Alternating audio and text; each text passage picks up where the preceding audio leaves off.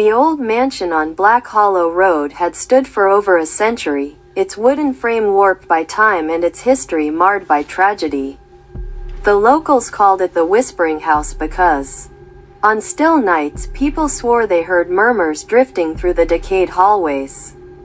Some claimed it was the wind, but others whispered of the spirits trapped within. When Nathan and Evelyn Harper inherited the house from Nathan's estranged uncle, they dismissed the stories as mere folklore. Determined to transform the derelict estate into their dream home, they packed their belongings and moved in with their 6-year-old daughter, Lily. From the first night, Evelyn felt uneasy. The air was heavy, carrying the scent of dust and something faintly metallic. The floors creaked underfoot, and the shadows seemed deeper than they should be.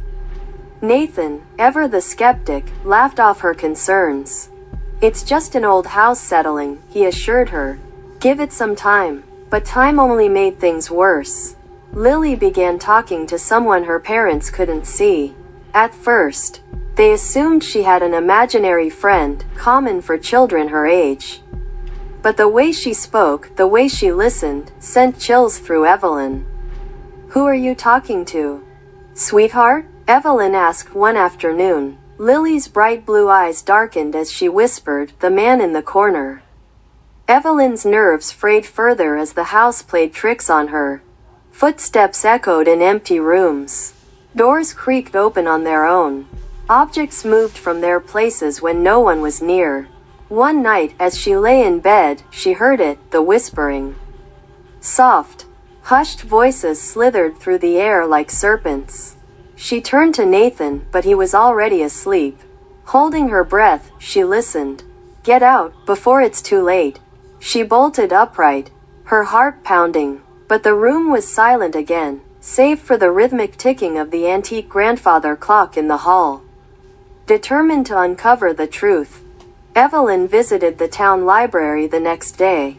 Old newspaper clippings told a harrowing tale. In 1892, the house's original owner, Theodore Grayson, had vanished without a trace.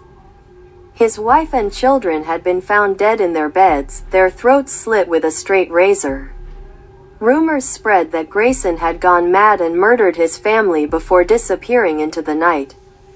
But what chilled Evelyn to the bone was a photograph. In it, Theodore Grayson stood tall and gaunt, his eyes dark voids. He looked hauntingly familiar. She hurried home and searched the dusty attic for any clues.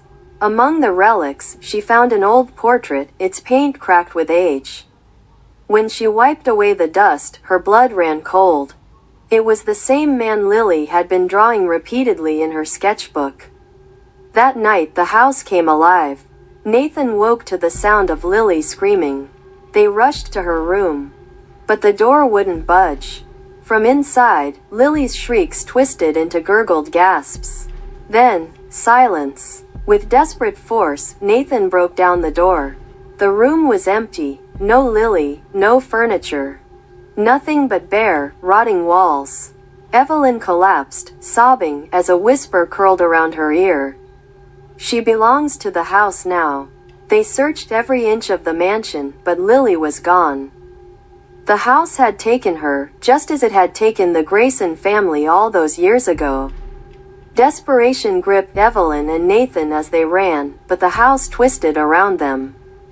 Doors led to the wrong rooms. Hallways stretched endlessly. The walls groaned and trembled, as though the house itself was laughing at their futile escape. Then, from the shadows, a tall figure emerged. Theodore Grayson, or what was left of him. His hollow eyes burned with malice as he raised a rusted razor. "This is my home," he whispered. "You cannot leave." But Evelyn had one last trick. She struck a match and tossed it onto the aged wooden floor. Flames erupted, licking the walls with hungry tongues. The house screamed, a wailing, inhuman shriek. Smoke filled the air, and through the chaos, Evelyn and Nathan ran. They tumbled onto the front lawn just as the roof collapsed in a fiery roar. The Whispering House was no more. But even as the ashes smoldered, Evelyn swore she heard a voice carried on the wind. She belongs to us now. And somewhere, beneath the ruins, a child's laughter echoed in the dark. The ruins of the house remained untouched for years. No one dared build over them, no one stepped onto the land. But the legends grew. Stories spread of shadowy figures lurking near the foundation. Whispers carried through the night air. Some said they saw a little girl standing in the rubble, her form flickering like a candle's flame before vanishing into the night. One stormy evening, a group of teenagers, eager to prove their bravery, ventured to the site. They joked, laughed, and took turns daring each other to step closer.